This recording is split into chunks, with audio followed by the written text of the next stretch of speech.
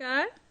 I am Nandini Sinha Kapur, professor and presently the director in the School of Interdisciplinary and Trans-Disciplinary Studies, in which the program and discipline of philosophy are housed. In our series of Gyan Darshan sessions on Indian philosophy, we welcome all the viewers to this yet another important session. Today we have with us one of the senior most teachers and philosophers from University of Delhi, Dr. Sudnya and Kulkarni. Namaskar. Namaskar. Welcome, ma'am. She's going to speak on Carvaka philosophy, an overview in the next 30 minutes. Carvaka philosophy is one of the most important and well-known of the 6 schools of Indian philosophy from ancient India through the ages till now. Now let me introduce Dr. Sudnya N. Kulkarni ji very briefly. She is an associate professor of philosophy in the Department of Philosophy, Janki Devi Memorial College, University of Delhi, and its former head. She is also the head of Non-Collegiate Women's Education Board at Janki Devi Memorial College at University of Delhi. She has had a very long teaching career. She has been teaching for the last 30 years. She has published a book on Kant's political thought. She also has published research papers in peer-reviewed journals on Indian philosophy and its various aspects. She has been actively participating and recording video lectures for Swayambhu courses like ethics and applied ethics. With that brief introduction, now I welcome and invite Dr. Sudnya Kulkarni ji for your presentation. Thank you, Professor Nandini. And as Professor Nandini said, we'll now begin with a brief overview of Carvaka philosophy. It is one of known heterodox or Nastika school in Indian philosophy.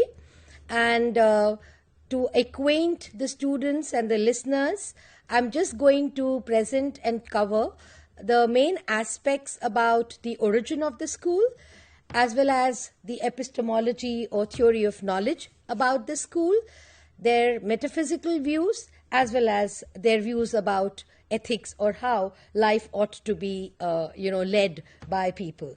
So it's an interesting study in Indian philosophy on Carvaka, as it's one school that has been classified as Indian materialism, one of the translations that has been done, and materialism because somewhere they are emphatic or emphasizing about matter or existence of matter as an independent reality, quite different from some other metaphysical aspects that some other schools or, the Astika schools have talked about or discussed. So I'll begin with my presentation on Carvaka, an overview. So if we examine the Upanishadic period or age, say around the 5th and the 6th century BC, we find that there was a lot of discussion that was happening around, innovative ideas. And there was a time at that point that, people or common people at that point of time somehow started getting disenchanted with the Brahmin class or the priestly class because of too much emphasis on rituals. And as a result, somewhere they felt that they were not connected with what was being, laid out by the priestly class. And it's in that period that we find the emergence of Buddha as well as Mahavira. And somewhere they were able to connect with, the common people. So the common people found in those teachings something that was there in Vedic ritualism, but with which they could not get connected at all. Or let's say it was not able to fulfill their aspirations. The ritualistic tendencies at that point of time that were, practiced by the upper class, combined with the idealism of the Upanishads, somehow disenchanted, as I said earlier, the common man. And this also paved way for the rise of materialism along with Buddhism as well as, Jainism schools in Indian philosophy. And around this time, you also find that there is somehow compilation by the Upanishadic seers, of the basic ideas that were there in the Samhitas. And you find that many Indian schools of philosophy that take Upanishads, or which are literally translated as the end of Vedanta, or which contain, let's just say, the gist or the essence of Vedic philosophy, and many Astika schools which believed in the Vedas as ultimate authority, went on to discuss and develop their philosophies around this time. But there were schools, like I said earlier, Buddhism, Jainism and Charvak, which arose out of an opposition to the, Vedic, let's say, these schools of Vedic authority, and they challenged that Vedic authority, and Charvak was one among them. Almost all schools, you find there's a common thread that almost all schools of Indian philosophy, somewhere or the other, have gone on to criticize or critique the Charvak philosophy.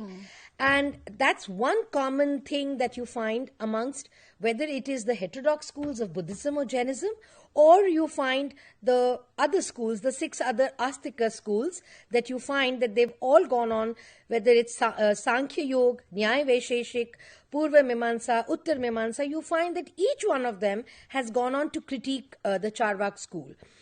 Unfortunately, what has happened is that the absence, of a basic text, that is, a basic, let's say, documentary evidence or a scripture, is not available to us.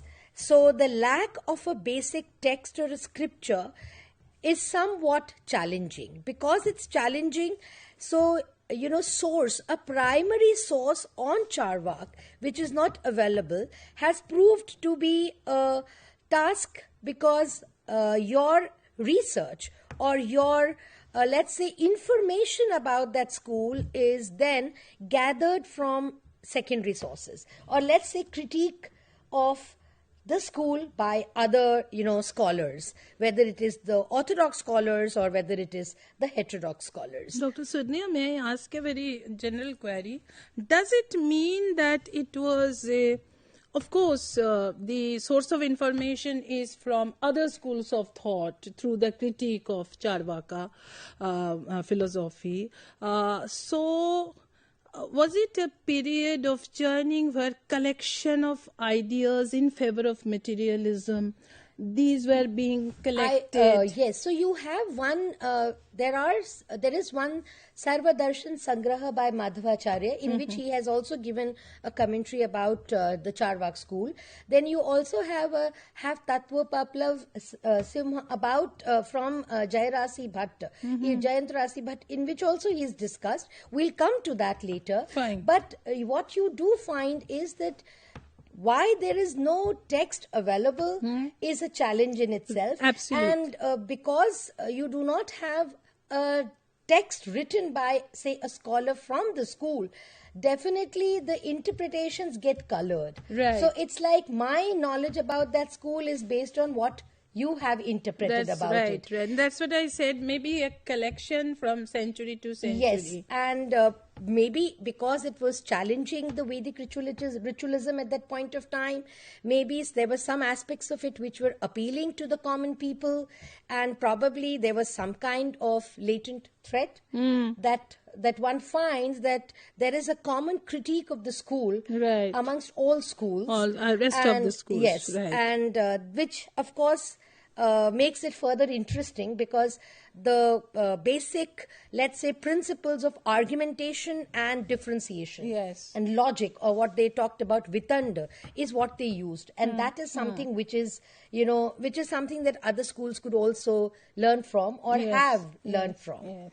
So, of course, there have been notable thinkers who have gone on to present their views regarding this school, and they've gone on to publish great literary works about it.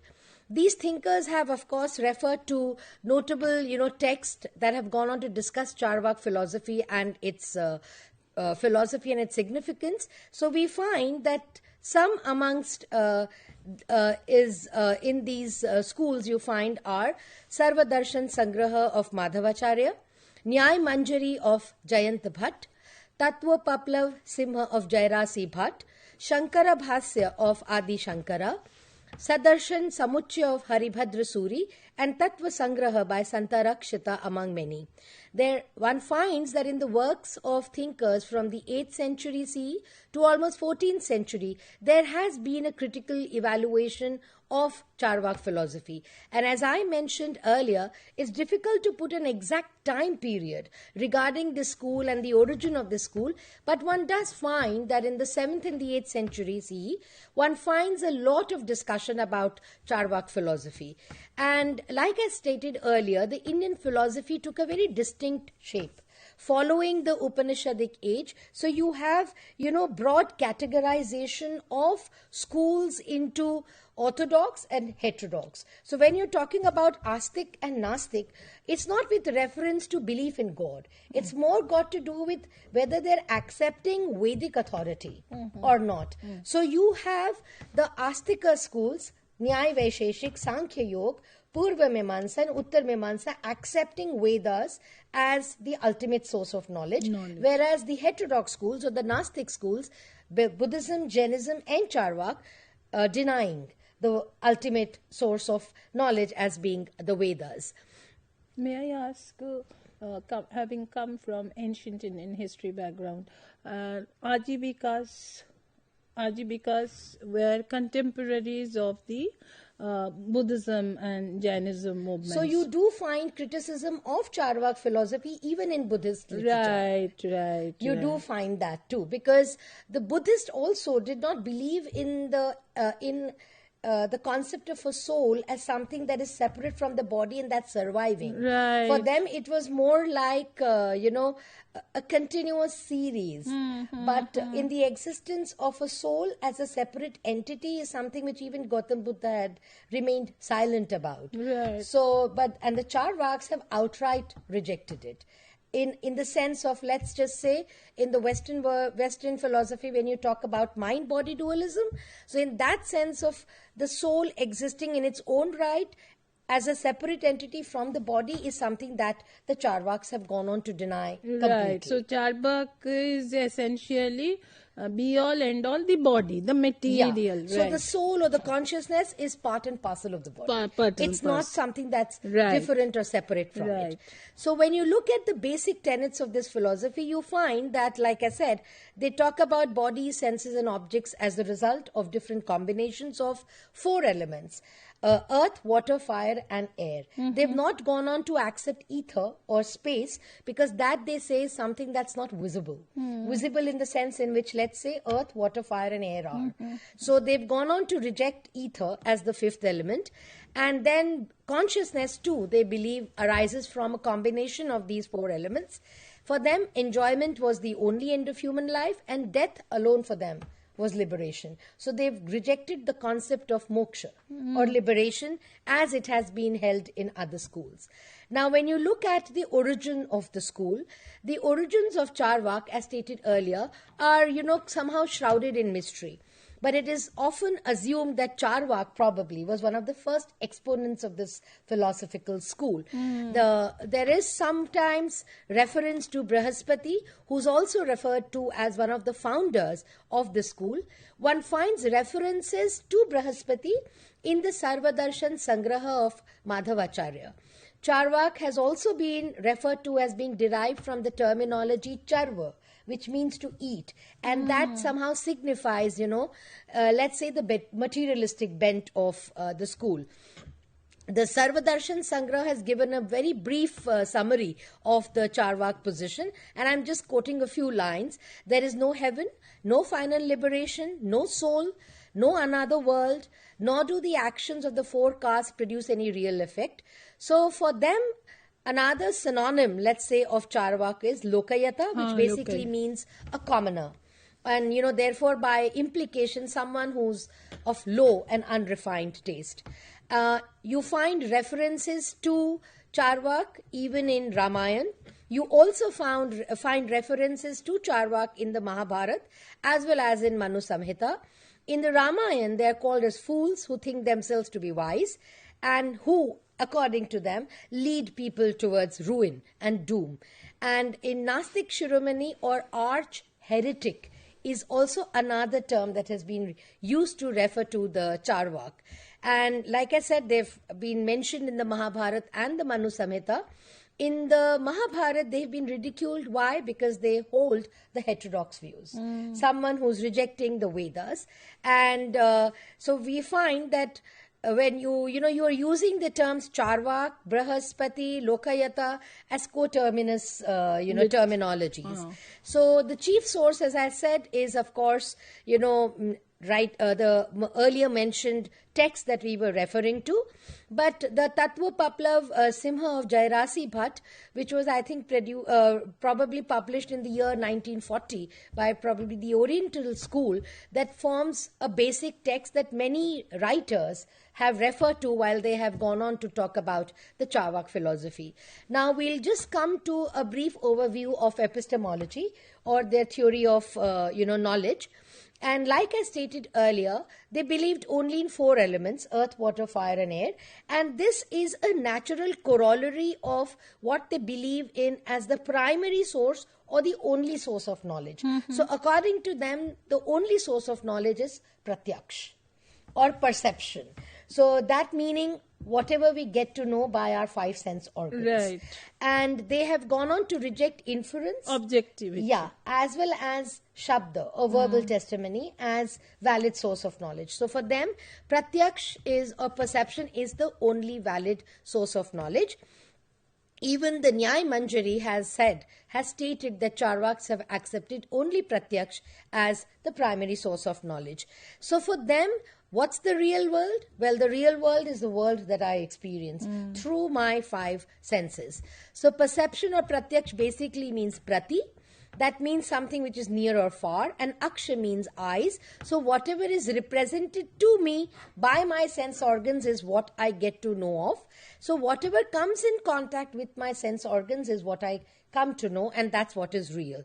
And according to the Charvaks, the sense organs play a vital role in the amassing of knowledge. The Charvak school also went on to recognize, like I said, perception as the only source of knowledge. They rejected Shabda, they rejected Anuman, and they've rejected all other means of knowledge as invalid. Now, when we are talking about perception or as the only source of knowledge, one should refer to the Nyaya philosophy. Why Nyaya philosophy? Because it's the Nyaya school that has gone on to discuss at length, all the sources of knowledge. And they were, let's say, par excellence when it came to logic. So the Nyaya school has dealt with Charvaks, one of the toughest opponents, because they went on to reject inference or Anuman as a valid source of knowledge. They have gone on to place Anuman a step after pratyaksh. So for the Charvaks, there is first pratyaksh and then Anuman, not as a valid source of knowledge, but something that helps me in my day-to-day life. But for the Nyaya, Anuman is a distinct source of knowledge. And they generally give an example that whenever you see smoke, wherever there is smoke, there is fire. And how are you arriving at this interpretation or this relationship about an invariable concomitance? Wherever you see smoke, there is fire. They talk about it in the terminology of Vyapti. So they say that inference is based on the invariable relation between smoke and fire. And repeated observation between smoke and fire makes one infer fire from smoke.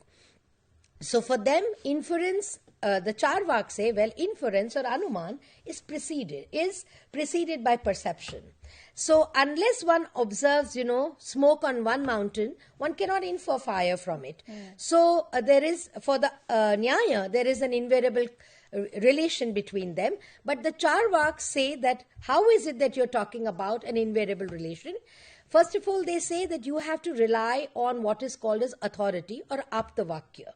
Then they question the efficacy of perception. So what they're talking about is, it is almost impossible to observe all cases of smoke and fire. And when you're not able to observe all cases of smoke and fire, and you're not able to how are you going to form a relation of invariable concomitance between the two? Because if you have even one case where there has been smoke but there has been no fire, then your relation of invariable concomitance completely breaks down. And your inference, the relation of inference, also breaks down. And for the Charvak, they think it's not possible for perception or pratyaksh to understand the relation between, smoke and fire.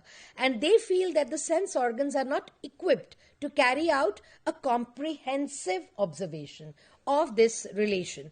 And they believe that is central to Anuman. They've also gone on to reject the relation, the role of intuition or internal insight. So for them, every object that is there, it goes on to vary. Its existence varies in time, space, and environment. So therefore, they reject Vyapti, and then they say, well, there is no such valid source of knowledge as Anuman. So they have rejected both, by the methods of agreement and difference. They've gone on to reject inference or Anuman as a valid source of knowledge. Now we come to what is called as the metaphysics. Of course, there have been certain schools that have criticized the Charvak, viewpoint on Anuman, and they have said that, well, even Charvaks talk about practical utility. How is it that I am going to function in our day-to-day life if I do not believe your word?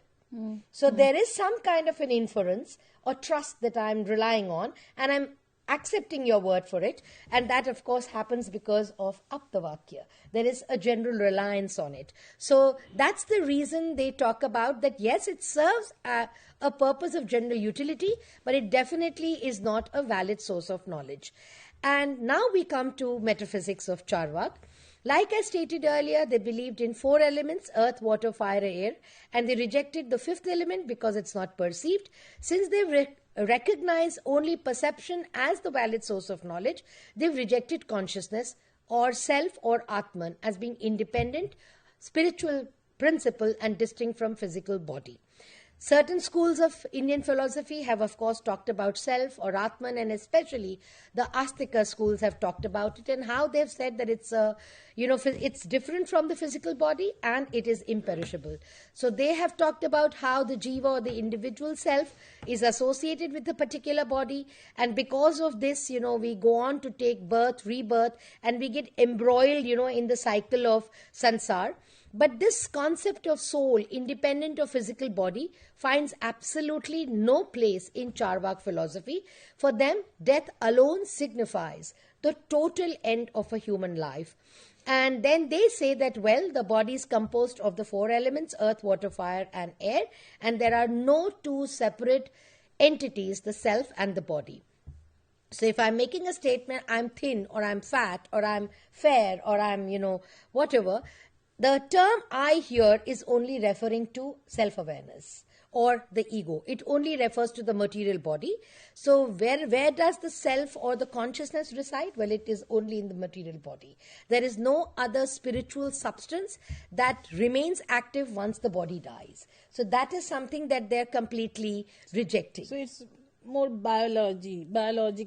Yes, so they say that once the body dies, physical, it is unconscious. Right. So how is it that one is talking about there being a distinct spiritual principle that is existing independent of the body? So they've gone on to reject, this, and they say the self is embodied and the body plays a complex role in an individual's identity. The Charvaks have, of course, gone on to, use examples of the betel leaf, as well as, let's say, extract from trees that lead to intoxication. So they've also used, these analogies to say that just as, the lingering effects happen after you've consumed a betel leaf, likewise you have, the consciousness, but it's not part distinct from the body.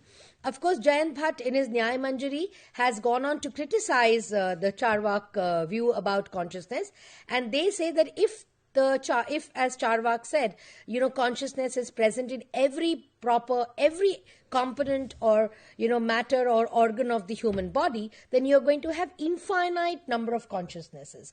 Then how is it that, you're going to be able to correlate all of them? And how is it that the human individual will function as one? So they say that there is one one spiritual substance, and that one spiritual substance is the self or the soul or the Atman. Dr. Sudnya, you just wind up in next 1 minute. Yes. So, as I said, following as a corollary from their epistemology, from their metaphysics, you come to their ethics, and which they believe, since there is no such concept of soul, there are only 4 elements. So it follows that the principle about moksha or liberation, a self attaining something whereby you end up your karmic cycle of sansar, is something that they have gone on to reject outrightly. Like I said, it's a school that has taken a very distinct interpretation, something probably that was not prevalent at that point of time. It did pose a challenge to the orthodox schools and somewhere also to the heterodox schools. So since it's a diverse perspective which is referring to argumentation and differentiation, I think it did influence whereby a lot of schools adopted this technology, or let's just say this methodology, not technology, but methodology of, critiquing their own arguments and critiquing the analyzing the Charvak critique, and then presenting their own viewpoints, so that when your philosophies are presented, it's more holistic and wholesome. Thank you. Thank you so much, Dr. Sudnya Kulkarni ji, for a very, very intense, but however, in a very inept way, you have summed up all the salient features of Charvak philosophy, one of the important schools of philosophy. So we look forward to have you again on yet so much. Another school of Indian philosophy. Thank you. Namaskar. Namaskar. Viewers. Namaskar. Thank you.